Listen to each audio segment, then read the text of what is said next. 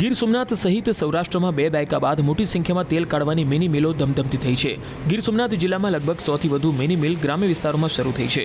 દરરોજ ઓછામાં ઓછી 150 ખાંડી મગફળીનું પિલાણ થઈ રહ્યું છે। એક ખાંડી મગફળીમાંથી લગભગ 8 ડબ્બા તેલ નીકળે છે, એટલે કે ગીર સોમનાથ જિલ્લાની મિની મિલોમાં રોજના 1200 આસપાસ સિંગતેલના ડબ્બા તૈયાર થાય છે, જેમાં છેલ્લા એકાદ મહિનામાં જ લગભગ 1.5 થી 1.5 લાખ સિંગતેલના ડબ્બાના ઉત્પાદનનો અંદાજ છે। ખેડૂતો પોતાની મગફળીમાંથી તૈયાર થયેલું સિંગતેલ કઢાવીને વેચી રહ્યા છે। બજાર ભાવ કરતાં ખેડૂતોને એક ડબ્બે 300 રૂપિયા જેટલો ફાયદો પણ થાય છે। શુદ્ધ સિંગતેલ મળતા લોકોનું આરોગ્ય પણ જળવાઈ રહે છે। મિલો પર મગફળી પિલાવવા માટે લોકોને 5-5 દિવસ રાહ જોવી પડી રહી છે।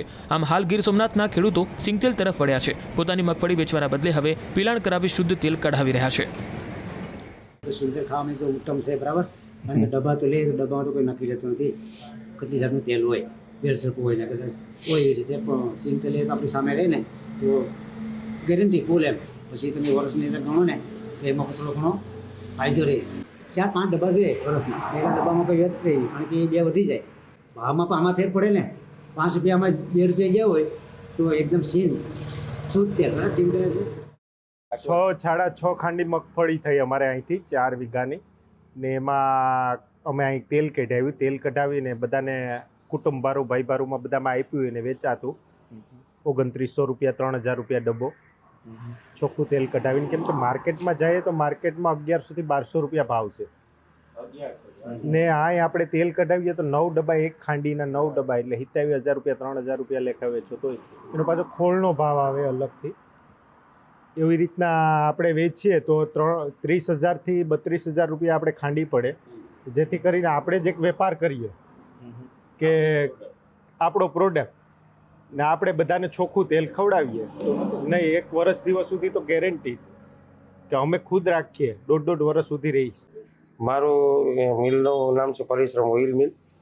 આજે લોકો માણસો સવારમાં લઈ ઉઠીને આપણે પહેલાં તો કમાવા માટે ગોતતા હતા, આજે શુદ્ધતાને ગોતવા માટે કરીએ છીએ। એટલે જે પહેલાં ખેડૂત માંડવી જે હતી તે બજારમાં વેચી અને બજારનું માર્કેટનું તેલ લઈને આવતા હતા। અત્યારે આજે નાનાથી માણસથી માંડીને મોટા માણસ સુધી ગમે તેમ કરીને શુદ્ધ તેલ અને કઈ રીતે કરી શકીએ। એટલે આજે ક્રેઝ મગફળીનો એટલો બધો વધ્યો છે કે તમે નાનામાં નાનો માણસ, મજૂરી કરતો માણસ પણ આજે આનો ઉપયોગ કરે છે એમ।